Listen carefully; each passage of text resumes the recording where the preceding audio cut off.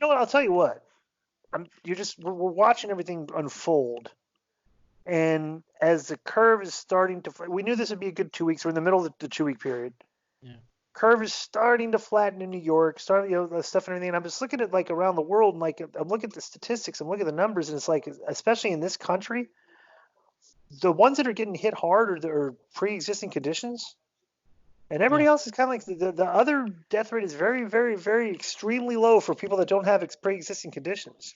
Yeah. And I'm just wondering if with like maybe some of these drugs that will help the people with the pre-existing conditions and with testing, massive testing, and we get the drugs for the people that would, I could, it's, I've always thought this, like we have all these models that are coming out, everything's all data, it's all models and stuff, it's all metric, and all the project, like 2 weeks, 2 to 3 weeks ago, look at the projections. Oh my Yeah. God, 2 million stuff. But it's like, we're an advanced society, and we have a lot of people in the year 2020 that are in the inventive stage. Like every scientist and epidemiologist on the planet is working on this stuff.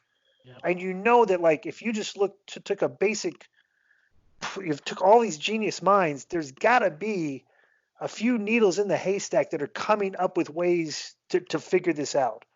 And I just think that we're not really taking that into effect as much as we could. That, like, the level of ingenuity that we have with artificial intelligence, computers, models, everything, that we can figure out a way to get everybody back in there even before this vaccine comes. With Yeah. like, if you're constantly testing people, when we're testing people's blood, we find out you're already immune because you have immunity already and stuff. And I'm definitely far more optimistic than the model show, because I just think that since this has not happened in our lifetime, Yeah. that we're putting our the brilliance of the people that we have on this planet on display to create something to try to figure this out. And I think it'll happen. I Yeah. don't think it's going to be bad as everybody thinks.